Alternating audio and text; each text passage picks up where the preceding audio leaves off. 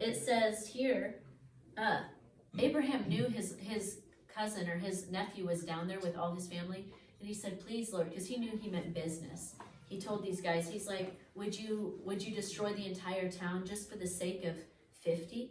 And the Lord said no, and he was very respectful. He said, I'm going to speak one more time. And he whittled it down. He kept going down. He's like, would you destroy the entire town if 45 righteous lived in the town? I would. And the Lord said, I won't destroy it for the sake of 45. And he said, would you destroy it for the sake of 30? Let me keep reading to make sure I'm saying it. You're doing it right. Yep. To make sure. 50, then it goes 40. He says, Abraham answered again and said, indeed now, I, who am but dust and ashes, have taken it upon myself to speak to the Lord. Suppose there were 5 less than 50 righteous. Would you destroy all of the city for the lack of 5? So he said, if I find 45, I will not destroy it. And he spoke to him again. This is what the prayer is that we're talking about, the fervent prayer. He wanted to save his his nephew Lot. Yes, he knew there was wickedness that needed to be dealt with, but he also knew that if the entire town got destroyed, that Lot would also get destroyed and all of his family. And he loves Lot. So he said, I won't destroy it for the sake of 40. Then he said, let not the Lord be angry. I will speak. Suppose 30 be found there. So he said, I will not do it if I find 30 there. And he said, indeed, now I have taken it upon myself to speak to the Lord. Suppose 20 should be found there. So he said, I will not destroy it for the sake of 20. Then he said, let not the Lord be angry, and I will speak but once more. Suppose 10 should be found there. Because he thought, surely, you've got Lot, his wife, his daughters, their sons. They have a lot of servants, and those servants must be righteous. So there's got to be at least 10 people in the city that are righteous. And he said, I will not destroy it for the sake of 10. So the Lord went his way as soon as he had finished speaking with Abraham, and Abraham returned to his place. Okay, now we're going to go to the next chapter. This is called Sodom's depravity. Now, the 2 angels, angel is another word for messenger. Have you ever heard the expression, don't shoot the messenger? Yeah. Right? It's like you're just delivering a message. So they don't come on their own terms. They're actually, their actions are backed up by heaven. They're messengers from heaven.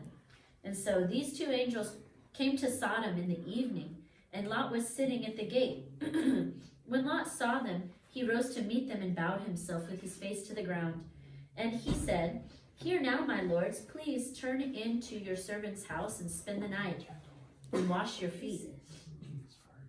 Then you may rise early and go on your way. So basically what he's saying, that he's standing there at the gate of the city when the 2 angels arrive, and he's like, he wants to be very hospitable, but he's trying to protect these guys. He's like, you guys should come stay the night with my house. And he's like, and then leave early. He's like, don't stick around here, basically. And so they're like, no, it's okay. We'll spend the night in the open square. Because they had stuff like that back then. It's a warm climate over there. And so you can sleep out there at night and you won't get too cold. And they had places like that that were more, they weren't in a big building. It's like staying at a hotel. It was open. It was like, they're just going to go stay in the open square. And those were angels, right? And these were angels. Yeah, so they knew what they were there for. They knew why they were there. Yeah. And he said, no, but they said, we will spend the night in the open square. But he insisted strongly. He's like, please stay with me, please. I really insist. You need to stay with me. Because he didn't know they were angels. So they turned into him and entered his house. Then he made them a feast, baked them unleavened bread, and they ate. Now before they lay down, the men of the city, the men of Sodom, both old and young, all the people from every quarter surrounded the house. And they called to Lot and said to him, Where are the men who came to you tonight? Bring them out to us so we may know them carnally. That means have sex with them.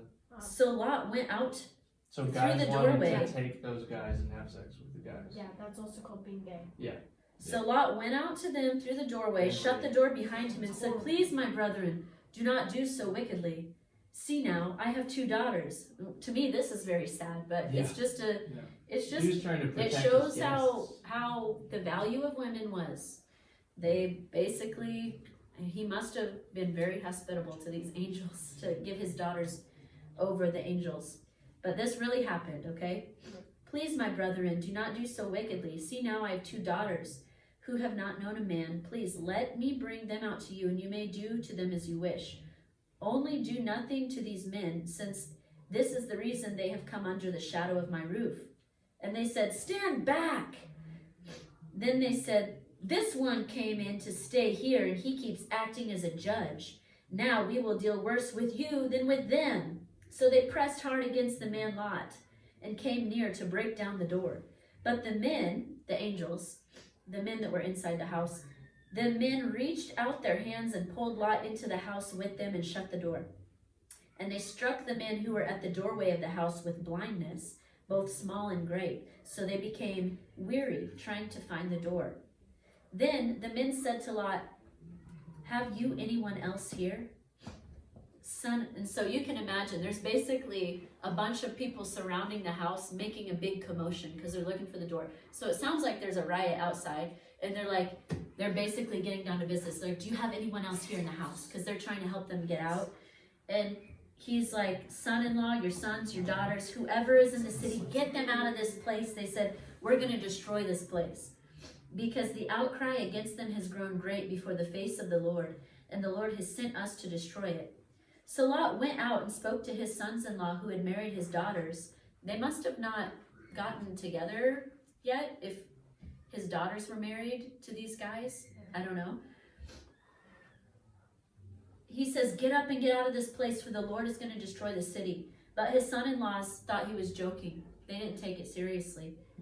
When the morning dawned, the angels urged Lot to hurry, saying, arise, take your wife and your 2 daughters who are here, lest you be consumed in the punishment of the city. And while he lingered, the men took hold of his hands. They got them out of the city. And I don't know if they transported. It doesn't say that they did here. It just says they took them out of the city. Well, he was at the door. He was at the gate, so I think he lived Maybe really they close to somehow the were like, come on, and they just ran with them to encourage them to go faster. I don't know. It doesn't say they transported, but it almost sounds like it was an instant. It says they took a hold of their hands. Sorry.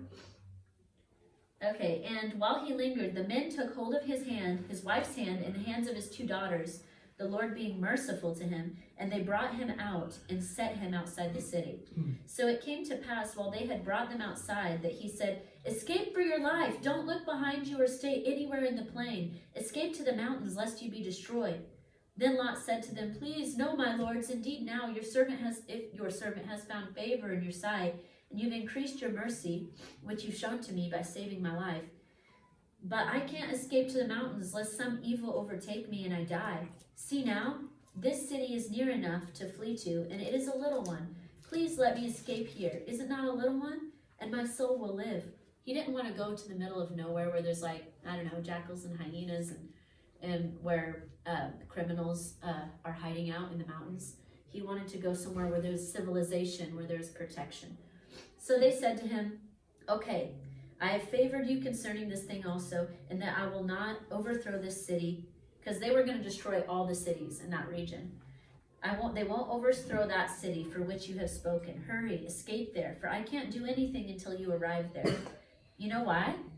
They couldn't destroy the city because Abraham prayed for Lot. It says he interceded for him. He fervently was like, if there's even 10 in the city, will you not destroy it? And so they got him out of the city. He said, I can't do anything until you leave. These are my orders from my boss. I can't do nothing until you guys leave. So Lot was righteous, because his Abraham wife prayed. was righteous, and his daughters were righteous. Yeah. They were in right standing with God. And that was less than 10 people. Yeah. So God is merciful. He said, therefore, the name of the city was called Zor. The sun had risen upon the earth when Lot entered Zor. And the Lord rained brimstone and fire on Sodom and Gomorrah from the Lord of heavens. So he overthrew those cities, all the plain, all the inhabitants of the cities, and what grew on the ground. But his wife looked back behind him and became a pillar of salt. Wow. And Abraham went early in the morning to the place where he had stood before the Lord. Then he looked toward Sodom and Gomorrah and toward all the land of the plain. And he saw, and behold, a smoke of the land which went up like a smoke of a furnace. And it came to pass, when God destroyed the cities of the plain, that God remembered Abraham, and sent Lot out of the midst. That's talking about he remembered Abraham's prayer. Yeah, this is a time lapse of brimstone burning. And that's a rock that you can go up to and just light on fire and it'll instantly spark up like that. As opposed to regular sulfur, This is cool. pale white form of sulfur can Typical only be sulfur. found in the ruins of Sodom and Gomorrah. The white is different. It cannot be found in any volcanic area or any mineral museum. And it is Supporting the Genesis account, geothermal activity has never been recorded Pick it out. in the region, so these brimstones could not have come from a volcanic eruption. so there's no volcanic eruption in that area, and the city is pelted with it, and you can see all this. You can see how it stuck in there. That's the sulfur right Brimstones there. are highly inflammable due to the fact they are made of pure He'll show his sulfur. finger too. I think Inhaling the smoke from this burning sulfur will cause extreme irritation of the esophagus. it's Brimstone, brimstone, brimstone. just to show, it's scattered. It was all the black marks of that. That's all burn marks when you burn sulfur. See all those scattered everywhere. The city.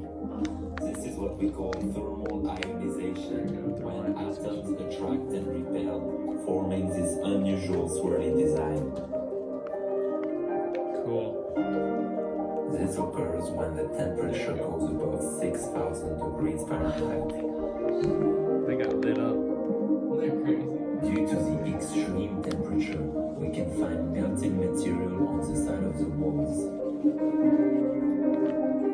Ancient staircase. So if you see, we even see a staircase behind the ziggurat. Whoa. And the ziggurat is a temple of worship that they use. It's kind of like a pyramid, like a squarish pyramid. It hasn't been used for 3,500 years. It fits into the timeline. Yeah. I'm gonna use it again.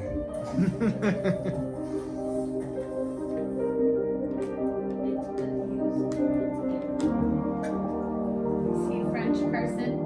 Yes. Sounds French. Yeah, he is French. Oui, oui. Pretty amazing, huh? Yeah. Now they don't know if it's Sodom or Gomorrah or what, but that to me is way more believable than what National Geographic presented. I was like, yeah, that seems like one of the cities at least that was destroyed in the area.